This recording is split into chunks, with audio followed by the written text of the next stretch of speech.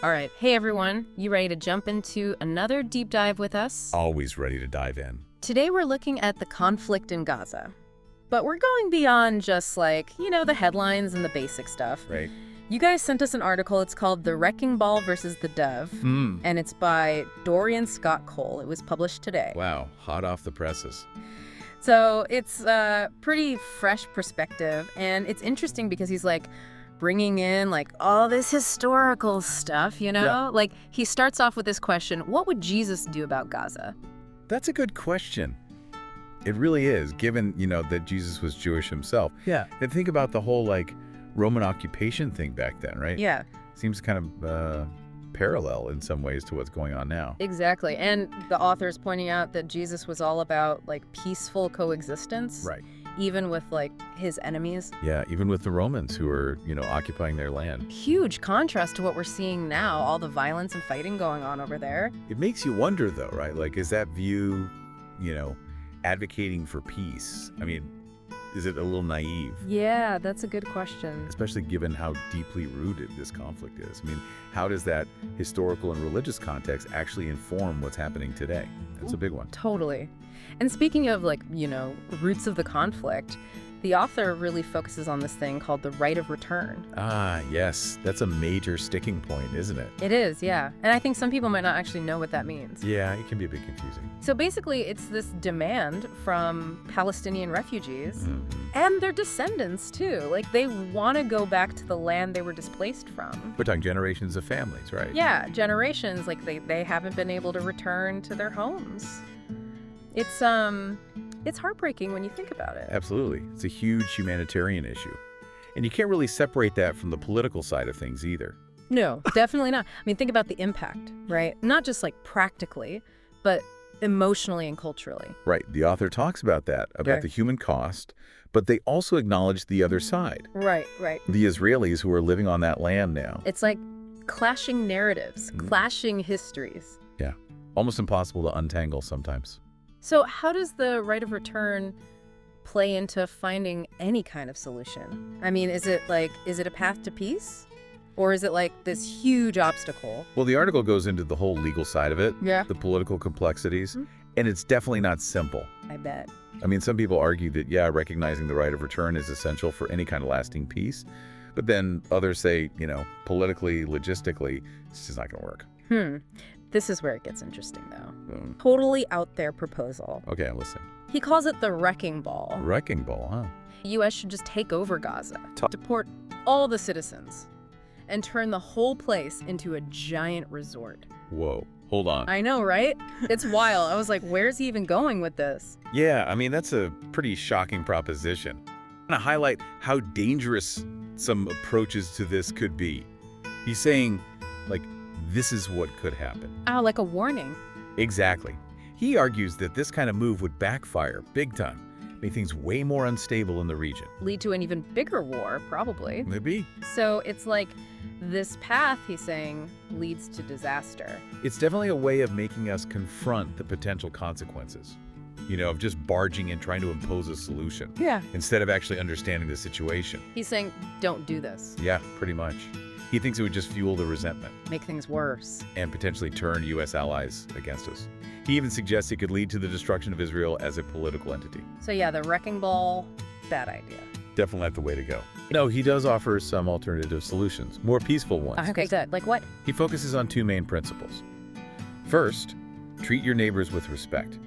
That includes allowing displaced people to return to their land. Okay, that makes sense. And second, focus on private aid, not government aid. For rebuilding. Yeah, for rebuilding Gaza. I mean, on the surface, that sounds a lot better, obviously. But is it realistic? That's the million-dollar question, right? I mean, we've seen, decades of failed peace talks, broken agreements. It's hard not to be skeptical, I get it. But I think, the author is calling for a real shift in thinking. A move away from this cycle of violence. Away from revenge. Exactly. Whether that's possible, I mean, that's what we need to dig into further. Okay, so we've gone from what would Jesus do to, turning Gaza into a resort. Quite a range. What I'm getting is, like, simple solutions are probably not going to work. Probably not. And you have to understand all the different perspectives, right? Absolutely. There are so many layers to this conflict. So what else does the author want us to think about? Well, he ends with this really powerful call to action. It goes beyond just Gaza, actually. Okay. She wants us to think about creating a more just world. In general. Yeah. Where conflict is resolved peacefully and, everyone's treated with dignity. That's a powerful message. Really resonates no matter where you're from. It's about recognizing our shared humanity and finding ways to build a better future together. So we've gone from, like, the really big picture international stuff down to something much more personal. It's all connected in a way. It is. Like, this article is making us think about not just Gaza, but how we can contribute to a more peaceful world ourselves. And that's where things get really interesting. Oh, how so? Well, he introduces some new concepts, things like probability space and potential space. He thinks they're key to understanding how to create real, lasting change. Okay, but those sound a little, I don't know. Abstract. Yeah, maybe. I know, they sound a little out there, but they actually make a lot of sense. All right, well, I'm all ears. Let's unpack those after a quick break. Yeah, take a moment to think about everything we've discussed so far. What stands out to you? What questions do you have? We'll be right back to explore those new concepts and see how they might offer a way forward, not just for Gaza, but for all of us.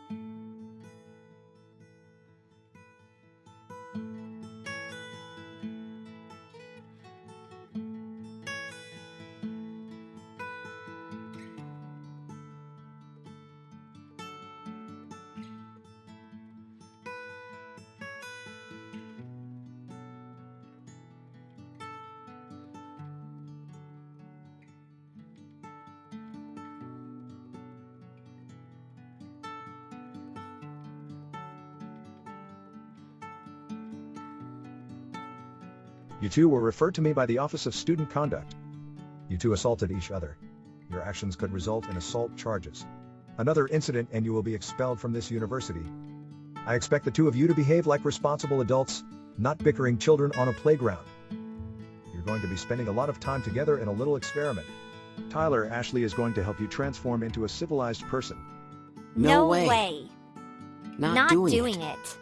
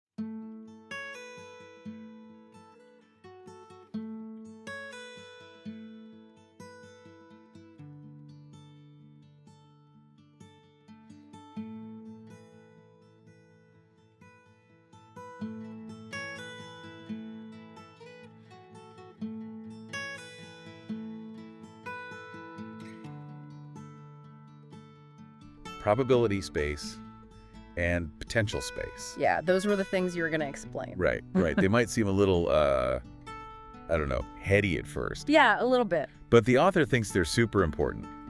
Like, key to understanding how we can change things, make them better. Okay, so break it down for me. What's probability space all about? Okay, imagine this, right? For anything to happen, certain things need to be in place first. Like conditions. Exactly, conditions. And the more of those conditions you have, the more likely it is that thing will happen. So probability space is like setting up the right conditions. Yeah, exactly. So if we're talking about peace, for example, you don't just like hope for peace. Right. You create an environment where peace can actually happen. So you're saying, like, you got to lay the groundwork. Exactly. It's about figuring out what's causing the conflict in the first place. Okay. And then tackling those things head on. Like, is it poverty, lack of education, political oppression, whatever it is, you address it. So you increase the chances of peace happening. Yeah, you make it more probable. Okay, I kind of get that. But what about potential space? Okay, so think of it like a space for imagination. Like using your imagination. Yeah, it's a place where you can break free from how things are right now Okay. and imagine all sorts of new possibilities. Like, Yeah. it's where creativity comes from, where new solutions are born. Solutions you wouldn't even think of if you were stuck in the old way of doing things. So if we're thinking about Gaza, Right. he's saying we need to totally rethink how we're approaching it. Come up with like radically different solutions. I think that's part of it, yeah. He wants us to, like, expand our thinking. Go beyond the usual political stuff. Totally. He even asked this question, can we imagine a world where laws are made to, like, force countries to stop fighting? Force them to. Yeah, to make them find win-win solutions instead. Wow, that's a big one.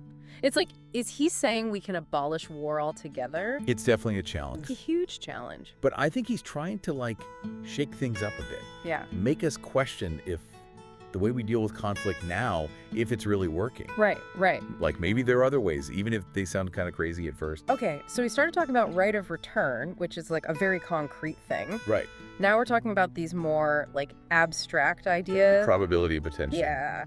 How does all this connect to like you and me, regular people, just trying to understand what's going on in the world? That's a great question. And I think the author would say, it's not just theoretical stuff. This stuff actually matters in our lives. These are tools we can use to make things better. Okay, so how do we actually do that? Well, I think it starts with looking at ourselves first. Like, are we living by the values we want to see in the world? You mean like walking the walk? Exactly. Yeah. Are we treating each other with respect?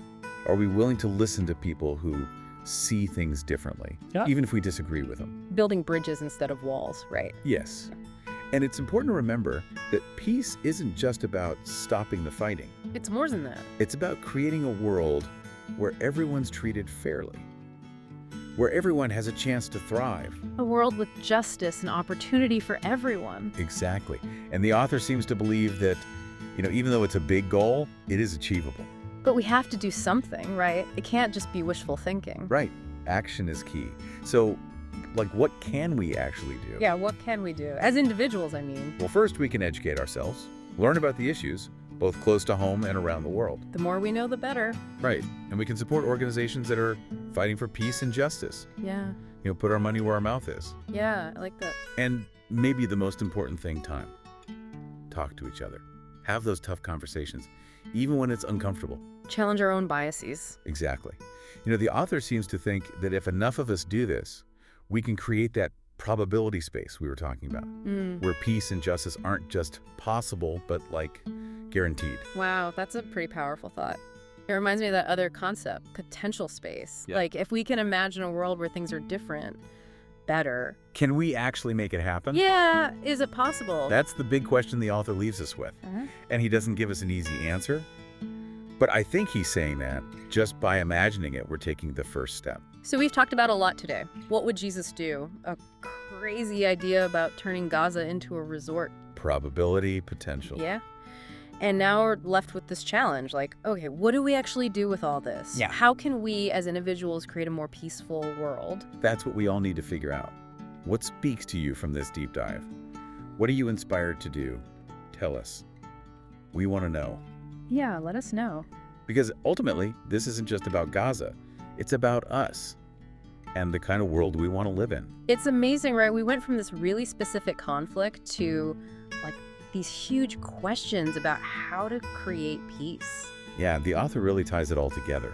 Takes us from Gaza to these big philosophical ideas about like human nature and changing the world. And I think that's what makes this article so interesting. It's not just about understanding one conflict. It's about understanding like ourselves and the kind of world we want. He really pushes you to think. challenge, like all those assumptions you might have. Yeah, and I like that he doesn't shy away from the tough stuff, but he still gives you this, I don't know, a feeling of hope. Definitely. He's saying even when things seem really messed up, we can still change them. Yeah, we have the power to make things better. Exactly. It's not about ignoring the problems. It's about recognizing that we can do something about them. So as we wrap up this deep dive, I'm curious what really stood out to you. What did you learn about Gaza, about peace, anything really? I think the biggest thing for me was remembering that peace isn't just something that happens. You know, it's not just luck. We have to work for it. We have to actually create it, make it happen. And that takes effort. You know, being intentional about it, challenging the way things are. And it starts with us, right? Like the choices we make, the conversations we have. The actions we take, big or small. The author leaves you with this powerful image. If we can imagine a world without war, a peaceful world, can we make it real? It's like he's daring us to try. It's a challenge to stop just watching things happen and actually do something. Be part of making a more just world. So thanks for joining us for this deep dive into the Gaza conflict and into the search for peace, really. Yeah, we hope this got you thinking, maybe even inspired you a bit. Remember, creating a more peaceful world, it starts with each of us. Keep learning, keep asking questions, and keep believing that we can make things better. We'll be back soon with another deep dive, ready to explore whatever you throw at us.